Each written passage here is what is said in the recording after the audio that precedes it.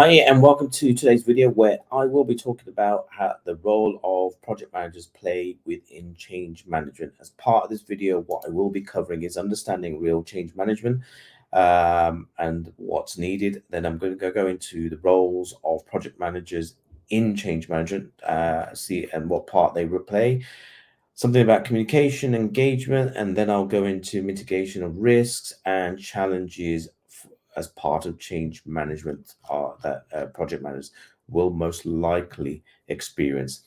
So without delay, let's firstly understand change management. So I'm going to really define change management. Change is where from the original scope you are deviating in either by scope or i.e. by cost or resourcing or it's technical implementation or somebody's come up with a bright idea. Whatever is a change from the original plan that you put together as a baseline. Now, be as a project manager, you know that change is always inevitable, but you really need to understand that for people who haven't done project management, change is something that deviates from the original plan, which will have an impact on your resource cost, your timeline, etc., which then you need to consider and evaluate. So next one is really change management process. Now, as part of every project, you should have some sort of change management process. Now, the process is can be very simple, and it just i.e. change comes in. What you do is evaluate it first, then you understand, you plan it, then you communicate to the right people, and then if acceptable, you implement it. So those are the kind of stages you go through. But having a change process defined as part of your project is really, really key so that you understand as a project manager how to do this. If you don't have one defined, you need to document those. Now, there's hundreds of them available or within on Google, etc. It's really, really simple. And the way I do it is you have a change log, simply put the log in there, put all your details in there, then you evaluate it, understand the resourcing impact, understand the budget impact, understand the timeline impact, and then a, as a team, you decide whether to move forward or not. And you don't simply just implement it without doing that evaluation and then getting approval from senior stakeholders or people who are in control of the budget and are aware of your timeline amendments to get that approval before you move forward. Now, without having these stages or some sort of process, it leads to uncontrolled changes, which then impacts your project. I.e., you won't meet the scope, you won't meet the timeline. You start having ambiguity, and ambiguity is a real killer for project managers. And I'll tell you that now. Where there's ambiguity, you are always chasing your tail, trying to keep up with moving the project forward, but then things are constantly changing, which you have to adapt. You are realigning, so you are duplicating effort continuously throughout your project, which change management process should avoid. So next is really the role of the project manager within change management. So first one is, as a project manager, you are the change initiative. You should embrace change initiatives as part of your project. You should be there to initiate change if need be. You shouldn't be the only one saying yes and taking it from everybody else. As a project manager, you should be brave enough to say, actually, no, this is wrong.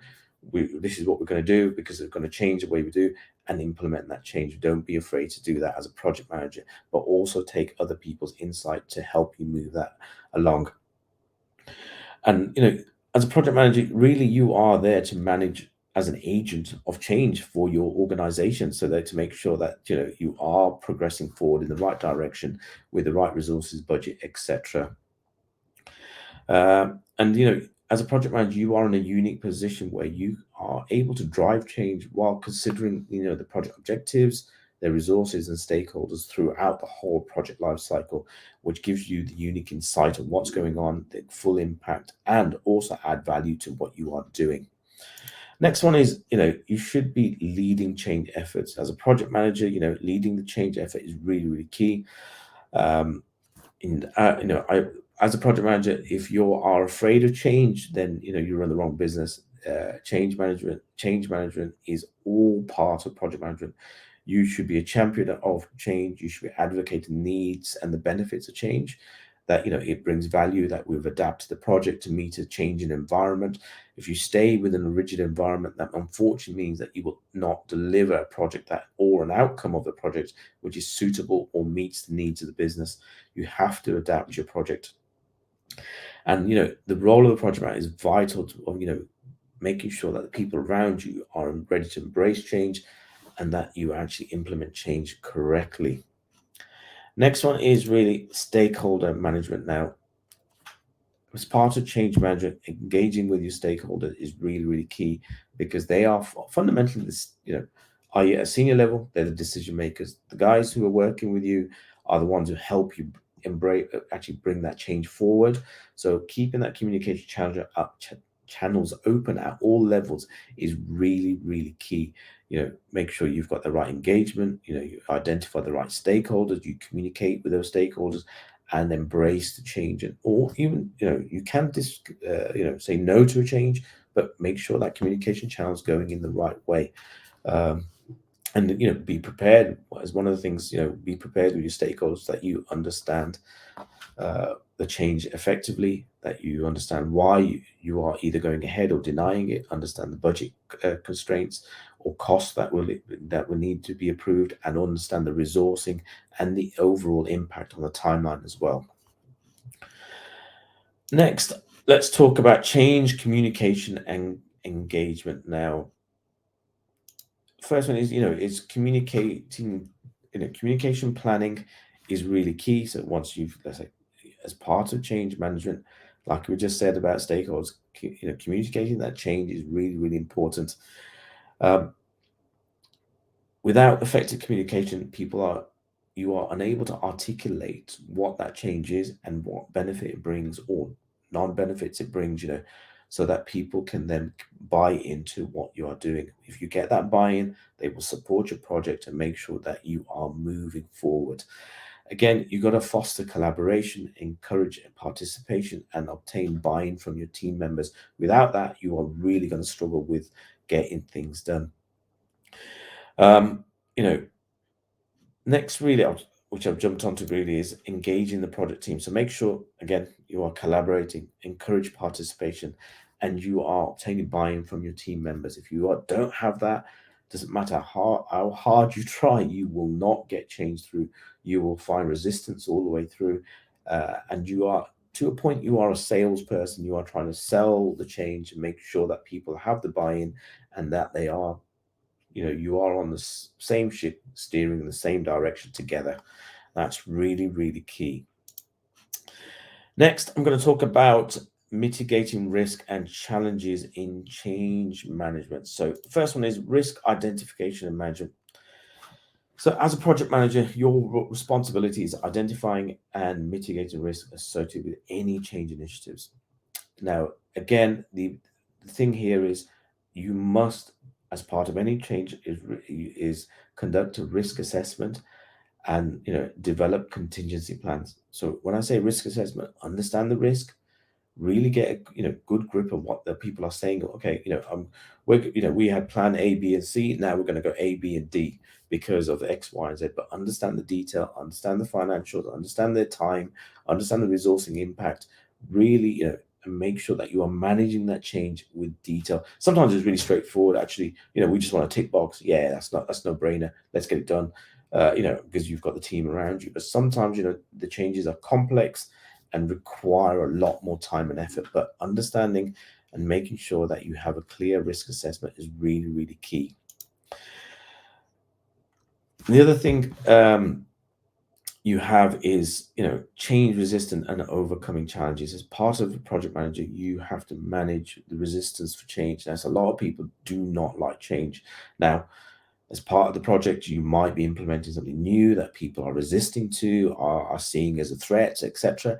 As a project manager, you have to be selling it in some respects as a positive, making sure that you are managing people's concerns. You can't simply go in, you're having this, whether you like it or not. Unfortunately, that doesn't work. As a project manager, you need to go in, make sure that you're articulating why you're doing it, what benefit it brings in, and if be honest, and be and be sympathetic to people at the other end who are being impacted with the change. Because if you are sympathetic and you're talking to them, you will find that you will overcome challenges very, very quickly. Being a bit human is really what I should be saying, is rather than simply saying, no, you're not, you're getting it, and that's the end of it. And that does not work in any sense. I've never seen it work. And where I have seen people being quite aggressive, it's fine. You just have blocker after blocker after blocker. And eventually it gets in, if you're persistent enough. But you've knocked so many people, out of the way to get there, that unfortunately next time you try to do a project, you won't have that buy-in, and you don't have that respect, which is really, really key. Now, that's just not people at the end. You will have resistance from the people within your team saying, well, actually, I'm not comfortable doing this, etc. You have to address those, provide the necessary training and support, and then start emphasizing the benefits of change. Change is not necessarily a bad thing. Without change, we cannot progress forward. And as a project manager, we change all the time. We have to adapt to situations. We have to adapt to people. We have to adapt, and you have to be adaptable as part of overcoming these challenges. So, guys, in summary, change management as a project manager is inevitable. It's always going to happen, and it's always going to be there. As a project manager, you need to embrace it. You need to make sure that you understand, and you have to have a clear process around how to implement that change and how to evaluate that change, so that you can make sure that you fully understand it and you are able to articulate that change in the right manner, to the right people, such as your stakeholders, and your communications done effectively, so that you either get the buy-in or you get a steer in the right direction for approvals on your finances, your budget, your resource, and maybe delays or extended timeline. Don't forget that communication at all levels need to be really, you need to keep that going. Be sympathetic to the people who are being impacted by that change, and embrace that communication. Be trying to be an advocate for the change. However, don't try to bully your way through the project to make sure that you get the project. You will find that you will succeed, and you will find that there's a lot of resistance. You've got to get buy-in from people, bring them along on the journey, and you'll find that you will develop that, deliver that change more effectively, and the people who are embracing the change will probably take it on a lot more simpler, as long as you provide the necessary training and the support around that. And that, as a project manager, remember, change is inevitable. You just have to manage it and make sure there's a clear process around how you're doing that. I hope that was helpful, and thank you for listening today.